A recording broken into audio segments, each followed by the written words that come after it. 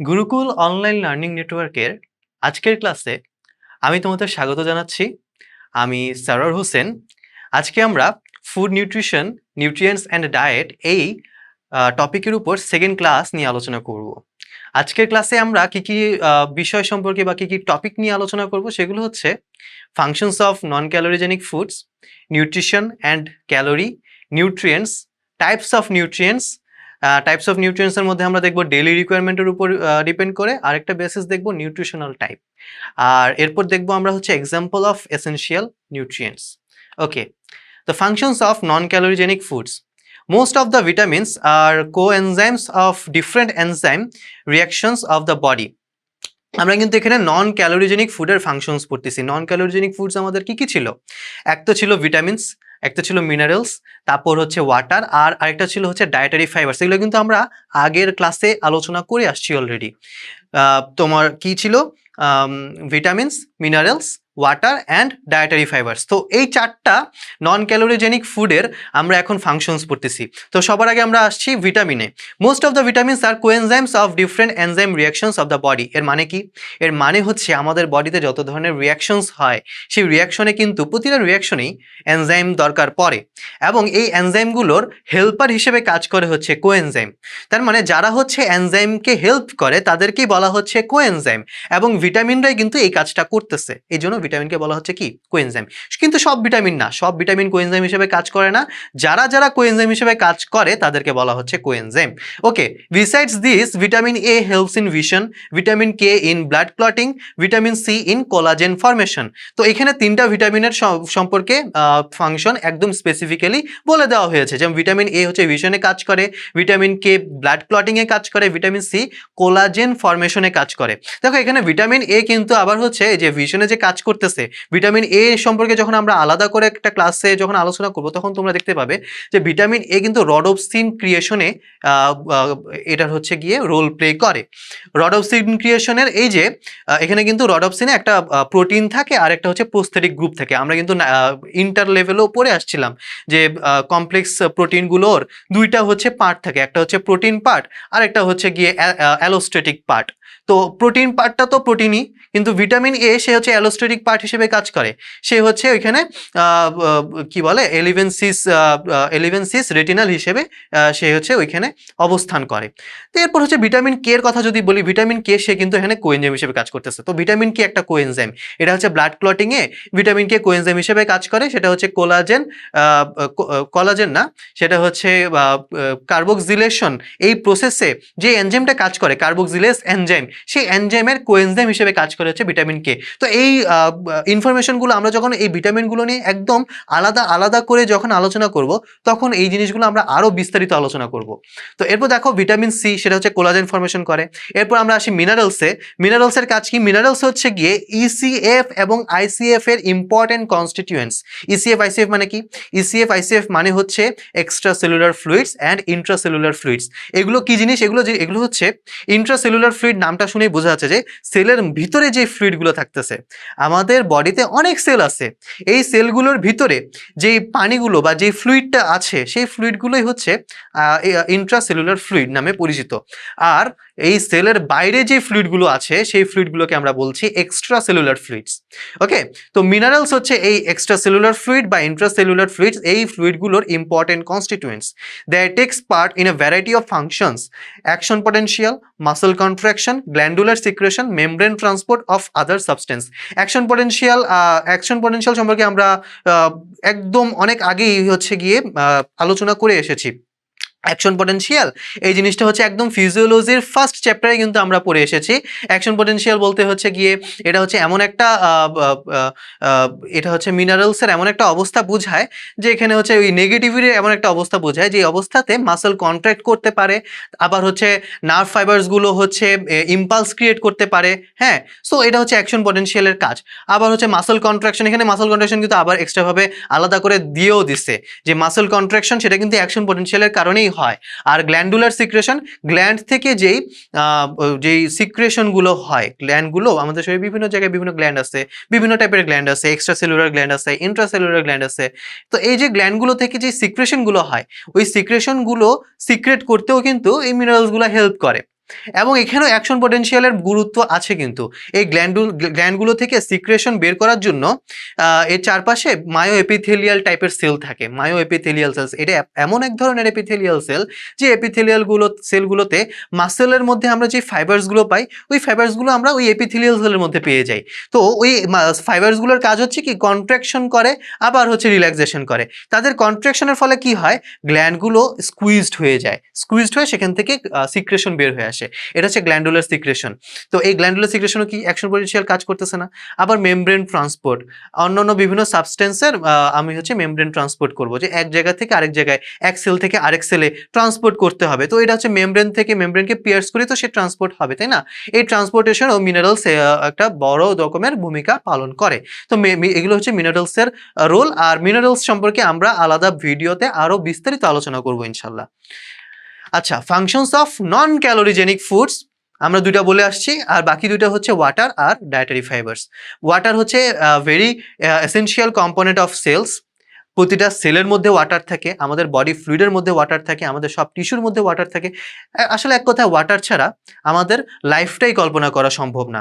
Without water no biochemical reaction can take place within the body and hence life is not possible. So life is not possible, জীবন সম্ভব না without water. আচ্ছা, dietary fibres are essential for normal bowel activity. Dietary fibre সম্পর্কে আমরা হচ্ছে গিয়ে 9-10-এ বা ইন্টারেও কিন্তু পড়ে আসছি। রাফেজ কথাটা সম্পর্কে আমরা অনেকেই পরিচিত। এই রাফেজটাই কিন্তু আসলে ডায়েটারি ফাইবার্সকে বোঝানো হচ্ছে। রাফেজ হচ্ছে কি জিনিস, ওই যেই কার্বোহাইড্রেটগুলো আমরা ডাইজেস্ট করতে পারি না, যেমন হচ্ছে সেলুলোজ টাইপের সেলুলোজ টাইপের কার্বোহাইড্রেটগুলো।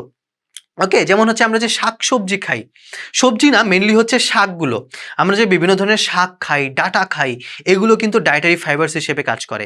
তো এই ডায়েটারি ফাইবার্সগুলো আমাদের নর্মাল বাওয়েল অ্যাক্টিভিটিতে হেল্প করে। কেন? কারণ হচ্ছে এগুলো তো আমাদের বডি ডাইজেস্ট করতে পারে না, এগুলোকে ডাইজেস্ট করে আমাদের বডির মধ্যে যেই হচ্ছে ফ্লোরা আছে, ইন্টেস্টাইনাল ফ্লোরা, মানে আমাদের বডির মধ্যে বিভিন্ন ব্যাকটেরিয়া আছে, ব্যাকটেরিয়াগুলো হচ্ছে এই ডায়েটারি ফাইবার্সগুলোকে পার্শিয়ালি ডাইজেস্ট করে দেয়, একটু ফার্মেন্টেশন করে দেয়।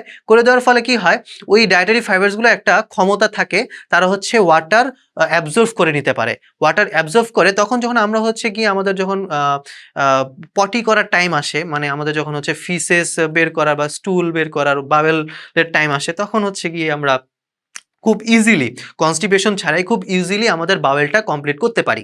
তো এটা হচ্ছে ডায়েটারি ফাইবার্সের কাজ। আবার ডায়েটারি ফাইবার্সের কারণে আমাদের যে স্টুলটা সফট হচ্ছে না, সফট হচ্ছে এবং এটার কারণে আমাদের কিন্তু কি বলে হেমোরয়েডস হচ্ছে না, যেটাকে আমরা সাধারণভাবে হচ্ছে পাইলস বলে থাকি। এই পাইলস কিন্তু হয় না যদি আমরা ডায়েটারি ফাইবার্স বা রাফেজ বেশি করে খাই। হ্যাঁ, এবং সাথে সাথে কিন্তু এখানে বলতেছে প্রিভেনশন অফ কোলোনিক ক্যান্সার। কোলনেও কিন্তু ক্যান্সার হয়ে যেতে পারে যদি আমরা ডায়েটারি ফাইবার্স খাওয়াতে অনীহা অনাগ্রহ দেখাই। আমরা একটু যদি প্রলংড পিরিয়ড, খুব লম্বা সময় ধরে আমরা কোনো ডায়েটারি ফাইবার্স খাচ্ছি না, তাহলে কিন্তু আমাদের কোলোনিক ক্যান্সার হওয়ার রিস্ক অনেক বেশি বেড়ে যায়। তো আমাদেরকে অবশ্যই ডায়েটারি ফাইবার্স খুব ভালো বেশি করে রেগুলার খাওয়া উচিত। আচ্ছা, এরপর হচ্ছে আমরা চলে আসবো নিউট্রিশন অ্যান্ড ক্যালোরিতে। নিউট্রিশন কি জিনিস? নিউট্রিশন হচ্ছে সায়েন্সের একটা branch. Nutrition is a branch of science which deals with utilisation of food by living organisms concerned with ingestion, digestion, absorption, assimilation of food for nourishing the body as well as related diseases. তো কি বললাম এখানে আমরা, nutrition হচ্ছে সায়েন্সের এমন একটা branch যেখানে হচ্ছে ফুডের ইউটিলাইজেশনের উপর ডিল করা হয়। মানে আমরা লিভিং অর্গানিজম হচ্ছে, আমরা যত ধরনের জীব আছে পৃথিবীতে সবাইকে লিভিং অর্গানিজম বলা হয়। তারা ফুডকে যেভাবে ইউটিলাইজ করে, তারা যেভাবে ফুডকে ব্যবহার করে, ওইটারই হচ্ছে গিয়ে নিউট্রিশন। ওইটা নিয়ে আলোচনা করাই হচ্ছে নিউট্রিশনের কাজ, নিউট্রিশনের এই সায়েন্সের এই ব্রাঞ্চটার কাজ। এবং এখানে যদি আমি আরেকটু ব্রডলি বলি, তাহলে ফুডের ইনজেকশন মানে ফুড খাওয়া, ডাইজেশন হজম করা, অ্যাবজর্পশন শোষণ করা, আর অ্যাসিমিলেশন মানে আত্তীকরণ। হ্যাঁ, এটা হচ্ছে আমার বডি ব্যবহার করে ফেললো। এই যে চারটা কাজ, এই ফুডের এই চারটা কাজ আমরা সায়েন্সের যে ব্রাঞ্চে এই চারটা কাজ নিয়ে ডিটেলসে আলোচনা করি, সেটাই হচ্ছে নিউট্রিশন। ওকে, তো এই ফুডের এই চারটা কাজের মাধ্যমে কিন্তু আমরা বডিকে নরিশ করতেছি। নিউট্রিশন আমাদের বডিকে নরিশ করতেছে। ওকে, এবং আমাদের বডিকে বিভিন্ন ডিজিজ থেকে প্রিভেন্ট করতেছে বা ডিজিজ থেকে আমাদেরকে দূরে রাখতেছে, প্রোটেক্ট করতেছে। ওকে, এরপর হচ্ছে ক্যালোরিতে যদি চলে আসি, calorie is the unit of heat. আমরা ক্যালোরি সম্পর্কে সকালেই কম বেশি জানি। ক্যালোরি হচ্ছে হিটের একটা ইউনিট, হিট এনার্জির একটা unit. It is the amount of energy in the form of heat, মানে হিট ফর্মে এনার্জি তো বিভিন্ন ফর্ম আছে, হিটও একটা ফর্ম এনার্জির। তো হিট ফর্মে যদি আমি এনার্জিকে যদি ডিল করি, তখন হচ্ছে সেই এনার্জিকে আমি যদি বাড়াইতে থাকি, 1 গ্রাম ওয়াটারের টেম্পারেচার আমি 1 ডিগ্রি সেলসিয়াস বাড়াইতে চাই। এখন আমার যেই পরিমাণ হিট লাগবে এই 1 ডিগ্রি সেলসিয়াস বাড়ানোর জন্য, সেটাই হচ্ছে 1 ক্যালোরি। ওকে, এটা হচ্ছে ক্যালোরির সংজ্ঞা। আচ্ছা, আমরা এখন আসি নিউট্রিয়েন্টসে। নিউট্রিয়েন্টস কি জিনিস? Nutrients are the constituents of food necessary to sustain the normal functions of the body. These compounds supply either energy or essential molecules or both required for growth and maintenance of life. মানে nutrients হচ্ছে ফুডের এমন একটা constituents, এটা কিন্তু নিউট্রিশনের একটা constituent বলা যেতে পারে। নিউট্রিয়েন্ট হচ্ছে ফুডের একটা কনস্টিটিউয়েন্ট, মানে ফুডের একটা উপাদান এটা। ওকে, একটা কম্পোজিশন, যেটা হচ্ছে আমাদের নর্মাল ফাংশন, আমাদের বডির নর্মাল ফাংশন সাস্টেন করার জন্য খুবই নেসেসারি। আমাদের বডির নর্মাল ফাংশন বলতে আমাদের বডি হচ্ছে যত ধরনের কাজ হচ্ছে আমাদের বডিতে, হ্যাঁ, নর্মালি আমরা আমাদের বডিতে যত ধরনের ফাংশন হচ্ছে, এই ফাংশনগুলো হ্যাঁ সাপোর্ট করার জন্য, সাস্টেন করার জন্য নিউট্রিয়েন্ট দরকার।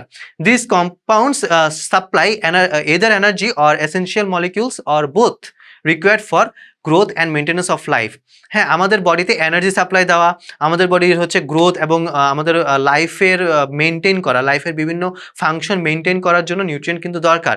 হ্যাঁ, এবং আমাদের হচ্ছে কি এসেনশিয়াল মলিকিউলসগুলো কিন্তু নিউট্রিয়েন্টস থেকেই আসছে। আমাদের বিভিন্ন মলিকিউলস আছে যেগুলো আমাদের বডি তৈরি করতে পারে না, এগুলোকে এসেনশিয়াল মলিকিউলস বলে।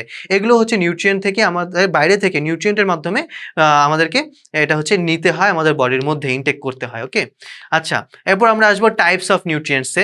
নিউট্রিয়েন্টসের টাইপস আমরা যদি বলি, ডেইলি রিকোয়ারমেন্টের উপর যদি বেস করে আমরা নিউট্রিয়েন্টসের টাইপ করি, তাহলে নিউট্রিয়েন্টস হবে দুই টাইপের, একটা মাইক্রোনিউট্রিয়েন্টস আর একটা হচ্ছে ম্যাক্রোনিউট্রিয়েন্টস। তো ম্যাক্রোনিউট্রিয়েন্টস এটাকে মেজর নিউট্রিয়েন্টসও বলা হচ্ছে। মেজর নিউট্রিয়েন্টস, এদেরকে মেজর নিউট্রিয়েন্টস কেন বলতেছে? কারণ হচ্ছে এরা আমাদের বডিতে এগুলো অনেক বেশি পরিমাণে দরকার পড়ে, আমরা এগুলো অনেক বেশি পরিমাণে খাই, এই কারণে এদেরকে মেজর নিউট্রিয়েন্টস বা ম্যাক্রোনিউট্রিয়েন্টস বলা হয়। এবং এদের ইনটেকের লেভেলটা হচ্ছে 100 মিলিগ্রাম পার ডে, মোর দেন 100 মিলিগ্রাম পার ডে। আমরা প্রতিদিন 100 মিলিগ্রামের থেকেও বেশি এই ম্যাক্রোনিউট্রিয়েন্টসগুলো ইনটেক করে থাকি। এক্সাম্পলসের মধ্যে আছে carbohydrates, protein, fat, water, macrominerals. Okay, আর মাইক্রো নিউট্রিয়েন্টস বা মেজর, সরি, এখানেও মেজর নিউট্রিয়েন্টস লেখা আছে, তবে এটা মাইনর নিউট্রিয়েন্টস হবে। আচ্ছা, the nutrients whose intake is much smaller amount are called the micronutrients. মানে যে নিউট্রিয়েন্টসগুলো খুব কম পরিমাণে, কম অ্যামাউন্টে দরকার পড়ে, ওগুলোকে মাইক্রোনিউট্রিয়েন্টস বলা হয়। তো intake normally less than 100 milligram per day. তো এগুলো আমরা একদম 100 মিলিগ্রামের কমই খাই প্রতিদিন। যেমন ভিটামিনস, মাইক্রো মিনারেলস, এগুলো যেমন ভিটামিন কি আমরা 100 মিলিগ্রামে বেশি খাওয়ার দরকার আছে? কখনোই দরকার নেই। 100 মিলিগ্রামের কমই আমরা প্রতিদিন ইনটেক করি। এই অল্প পরিমাণে ভিটামিন আমাদের শরীরে দরকার পড়ে, এগুলোই আমার জন্য এনাফ। তো এই জন্য এদেরকে মাইক্রোনিউট্রিয়েন্টস বলা হচ্ছে, কারণ এদেরকে আমরা অনেক কম পরিমাণে ইনটেক করতেছি। আর এরপর যদি আমরা নিউট্রিশনাল টাইপে চলে যাই, তাহলে এটা কিন্তু খুবই ইম্পর্টেন্ট, এসেনশিয়াল নিউট্রিয়েন্টস আর হচ্ছে নন এসেনশিয়াল নিউট্রিয়েন্টস। তো এসেনশিয়াল নিউট্রিয়েন্টস কি আছে? এসেনশিয়াল নিউট্রিয়েন্টস কি বলতে কি বোঝানো হচ্ছে? এসেনশিয়াল নিউট্রিয়েন্টস হচ্ছে are the nutrients which can not synthesized or adequately synthesized within the body but required for growth, development and maintenance of the body, and therefore they must be supplied through diet. These are called essential because their presence in diet is essential. Example: essential amino acids, essential fatty acids, vitamins, minerals and water. আচ্ছা, এখানে আমরা একটু জিনিসটা একটু খেয়াল করি, এখানে কিন্তু অনেক বড় একটা সংজ্ঞা দেওয়া আছে, অনেকগুলো লাইন দেওয়া আছে। আমরা যদি ধাপে ধাপে চিন্তা করি, এসেনশিয়াল নিউট্রিয়েন্টস হচ্ছে, আমরা একদম পুরো বাংলায় চিন্তা করি, এসেনশিয়াল নিউট্রিয়েন্টস হচ্ছে এমন নিউট্রিয়েন্টসগুলো যেগুলো হচ্ছে আমার বডি তৈরি করতে পারে না, সিনথেসাইজ করতে পারে না। আবার যদিও সিনথেসাইজ করতে পারে, কিন্তু আমার বডিতে যেই পরিমাণ দরকার সেই পরিমাণ আমাকে প্রোভাইড করতে পারছে না। তাহলে কি করতে হবে? তাহলে আমাকে অবশ্যই বাইরে থেকে এটা আমার বডিতে নিতে হবে। তাছাড়া এটা ছাড়া তো আমি চলতে পারবো না, এটা ছাড়া আমার বডির নর্মাল ফাংশনগুলো চলবে না। এই কারণে আমি হচ্ছে বাইরে থেকে এই নিউট্রিয়েন্টগুলো ইনটেক করব। এই যে বাইরে থেকে মানে ডায়েটের মাধ্যমে আমি যে ইনটেক করলাম, এই জন্য মানে এই নিউট্রিয়েন্টসগুলোর ডায়েটারি সাপ্লাই এসেনশিয়াল, মাস্ট। এই কারণে এদেরকে বলা হচ্ছে essential, because their presence in diet is essential. তাহলে এক্সাম্পলের মধ্যে কি কি আছে? Essential amino acids, essential fatty acids, vitamins, minerals, water, এদেরকেই বলা হচ্ছে এসেনশিয়াল নিউট্রিয়েন্টস। ওকে, আচ্ছা এরপর আমরা আসি নন এসেনশিয়াল নিউট্রিয়েন্টসে। The nutrients which body can synthesise and required for normal body functions but their presence is that is not essential. দেখো এখানে বলতেছে কি, নন এসেনশিয়াল নিউট্রিয়েন্টস হচ্ছে এই সেই সব নিউট্রিয়েন্টস যেগুলো হচ্ছে আমাদের ডায়েটে যাদের প্রেজেন্স এসেনশিয়াল না। কারণ কি, কারণ হচ্ছে আমার বডি এই নিউট্রিয়েন্টসগুলো নিজেই তৈরি করতে পারে। তো যেহেতু আমার বডি নিজেই এগুলো তৈরি করতে পারছে, তো আমার তো বাইরে থেকে এগুলো নেওয়ার দরকার নাই, বাইরে থেকে এগুলো খেয়ে ডায়েটের মাধ্যমে আমার বডিতে এন্ট্রি করার দরকার নাই। এই জন্য এদেরকে নন এসেনশিয়াল নিউট্রিয়েন্টস বলে। ওকে, আর এগুলোর এক্সাম্পল কি, নন এসেনশিয়াল অ্যামিনো অ্যাসিডস, নন এসেনশিয়াল ফ্যাটি অ্যাসিডস। এখানে কিন্তু একটা জিনিস মনে রাখতে হবে অবশ্যই, এই নন এসেনশিয়াল নিউট্রিয়েন্টসগুলোও কিন্তু আমার বডির নর্মাল ফাংশনের জন্য নেসেসারি। আমার বডির নর্মাল ফাংশন এই নন এসেনশিয়াল নিউট্রিয়েন্টস ছাড়া কিন্তু চলবে না। কিন্তু আমার বডি যেহেতু নিজেই এগুলো সিনথেসাইজ করতে পারে, এই কারণে আমরা এগুলোকে হচ্ছে ডায়েটের মাধ্যমে আমাদের নেওয়ার প্রয়োজন পড়ছে না। ঠিক আছে, আচ্ছা এরপর আসি আমরা এক্সাম্পলস অফ এসেনশিয়াল নিউট্রিয়েন্টসে। এসেনশিয়াল নিউট্রিয়েন্টস কি কি আছে আমরা বলছিলাম, ফ্যাটি অ্যাসিড এসেনশিয়াল আছে, এসেনশিয়াল অ্যামিনো অ্যাসিডস আছে, তারপর যত ধরনের ভিটামিনস আছে সবগুলো কিন্তু এসেনশিয়াল ভিটামিন। ওকে, আর হচ্ছে মিনারেলসের মধ্যে আমরা আসি। মিনারেলস হচ্ছে ম্যাক্রো মিনারেলস, বিভিন্ন মাইক্রো মিনারেলস, বিভিন্ন মিনারেলস আছে যেগুলো হচ্ছে এসেনশিয়াল নিউট্রিয়েন্টস। আর হচ্ছে ডায়েটারি ফাইবারস এবং হচ্ছে ওয়াটার। আচ্ছা এখানে আমরা অ্যামিনো অ্যাসিডস একটু দেখি। এসেনশিয়াল অ্যামিনো অ্যাসিডসটা আমাদের এখানে স্পেশালি মনে রাখতে হবে, এবং এইটা মনে রাখার কিন্তু একটা ট্রিক্স আছে। যেমন আমি ও তৃপ্তি মিরপুরে ভালো লাল লাল 3 পিস পেয়েছি। এই নেউনিকটা যদি আমরা মনে রাখি তাহলে কিন্তু আমরা এসেনশিয়াল অ্যামিনো অ্যাসিডগুলো সবগুলো মনে রাখতে পারবো। এবং এটা মনে রাখাটা কিন্তু একটু ডিফিকাল্ট হয়ে যায়, এবং আমাদের এটা কিন্তু মনে রাখা একদম মাস্ট। সো আমরা এই নেমোনিকটা ইউজ করে আমরা কিন্তু এটা মনে রাখতে পারি ইজিলি।